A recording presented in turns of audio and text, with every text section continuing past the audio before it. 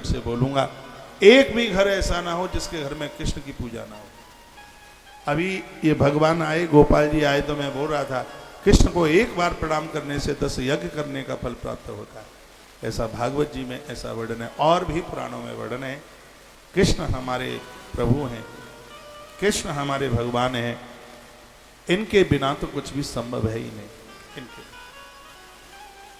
और हमारा बड़ा भाग्य है कि हम इनके पुजारी, इनकी अर्चना, इनकी वंदना, इनकी पूजा में हमारा मन लगता है। एक छोटी सी कथा महाभारत की मैं आपके बीच में परोस रहा हूं। महाभारत के युद्ध की पूरी तैयारियां हो गई थी, कल से युद्ध होने वाला था। एक रात पहले की बात थी, सब अपने अपने डेरों में बैठे हुए थे, लेकिन सन्नाटा छाया था पांडवों के शिविर में। इसलिए सन्नाटा छाया था कि उसके पास 11 अक्षौणी सेना थी दुर्योधन के पास, और इनके पास 7 अक्षौणी सेनाएं थी। उनके पास पितामह भीष्म थे जो युद्ध के सेनापति थे, उनके पास कुलगुरु कृपाचार्य, उनके पास गुरु द्रोणाचार्य थे, उनके पास दानवीर कर्ण भी था। और इधर ऐसा कुछ दिखाई नहीं दे रहा था, तो खेमे में सन्नाटा छाया हुआ था, सबके चेहरे मुरझाए हुए थे, लोग बड़े परेशान थे। राजा द्रुपद के बेटे को धृष्टद्युम्न को सेनापति बनाया गया, और यही विचार किया जा रहा था कि इस युद्ध को कैसे जीता जाएगा। इतने में भगवान श्री कृष्ण आ गए।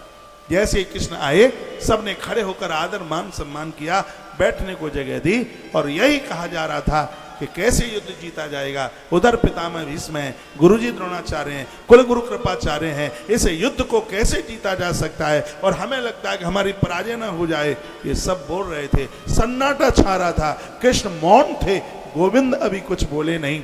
इतने में युधिष्ठिर का अनुज सबसे छोटा भाई है, जिसका नाम है सहदेव। बात को सुनिए, और ये बात बहुत काम में आएगी। सहदेव खड़े हुए, तुम दोनों कैमरे वाले मुझे श्रोताओं को देखने नहीं दे रहे हो, लट की तरह खड़े, इधर उधर चलते रहिए, हाँ, कभी इधर कभी उधर, इनकी शक्ल दिखे। तो मैं निवेदन कर रहा था, सहदेव खड़े हुए, सहदेव, और सहदेव की आंख में आंसू थे। सहदेव ने कहा, आप सब बड़े हैं, मैं तो बिल्कुल छोटा हूं, मुझे अधिकार नहीं है, यदि आपकी अनुमति हो तो एक छोटी सी बात मैं आपके बीच में रखूं। भीम ने कहा, हाँ सहदेव बोलना, क्या बोलता है। सहदेव ने कहा, मुझे ऐसा लग रहा है कि इस युद्ध में विजय हमारी होगी। कहा, अर्जुन ने चला आया विजय वाला, तू जानता है ये युद्ध कितना बड़ा है। उधर गुरुजी हैं, कृपाचार्य हैं, द्रोणाचार्य हैं, पितामह भीष्म हैं, और वो सूतपुत्र कर्ण भी तो है, कैसे विजय होगी। सहदेव रो पड़े। सहदेव ने कहा, बड़े भैया, मझले भैया, मुझे लग रहा है कि इस युद्ध में विजय हमारी होगी, इसलिए क्योंकि उनके पास बहुत योद्धा हैं, लेकिन उनके पास एक वो नहीं है जो हमारे पास है।